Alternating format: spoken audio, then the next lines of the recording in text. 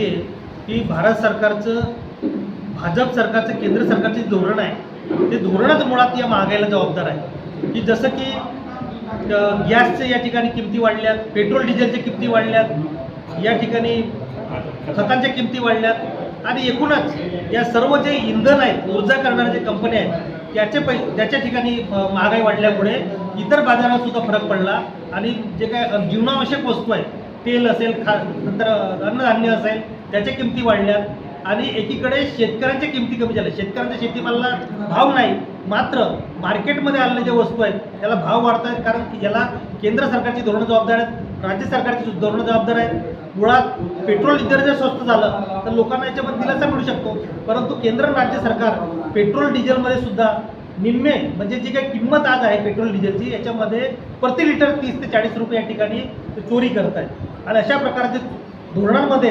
कार्यक्रमांमध्ये चोरी करून, या ठिकाणी योजनांमध्ये चोरी करून या ठिकाणी हे सरकार चाललेलं आहे।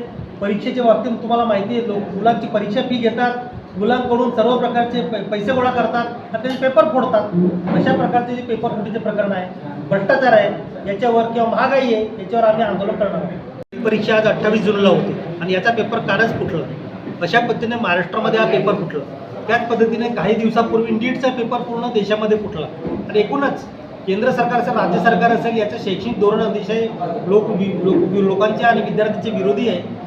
कारण ज्यावेळेस नीटचे पेपर या अगोदर फुटलेत, MPSCचे पेपर फुटलेत, तलाठी परीक्षेचे पेपर फुटलेत, हे सरकारला माहीत असून सुद्धा त्या ठिकाणी सातत्याने पेपर फुटत आहे। याच्यावर लोकांची आंदोलनं चालू आहे, त्याच्यावर देशातले नेते बोलत आहेत। आमचे नेते राहुलजी गांधी संसदेमध्ये बोलत आहेत की अशा पद्धतीने परीक्षा पद्धतीचं जे चुका आहे हे केंद्र राज्य सरकारने दुरुस्त केल्या पाहिजेत, ते होत नाही आहे। आणि म्हणून मला असं वाटतं का TET असेल, नीट असेल, MPSC असेल, हे जे पेपर फुटी चालू आहे, पेपरमधला, परीक्षेमधला जो काही हा सर्व घोटाळा चालू आहे, भ्रष्टाचार आहे, याच्याविषयी आम्ही निश्चितपणे आंदोलन करू।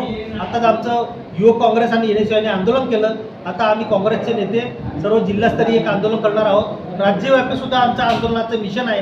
आजची पत्रकार परिषद त्याच अनुषंगाने होती, नीटच्या परीक्षेच्या अनुषंगाने सर्वच परीक्षा, सर्वच शैक्षणिक जो काही घोटाळा झाला आहे याच्या विरोधात आम्ही आंदोलन करणार आहोत। दादा असेल तर आमचं वर्षाचं पूर्ण मेहनत वाया जाते, पैसा वाया जातो, त्याचं नियोजन वाया जातं आणि एकूणच त्याच्यामुळे त्यांची मानसिकता खराब होते आणि विद्यार्थी त्या ठिकाणी नीट परीक्षा असेल किंवा इतर स्पर्धा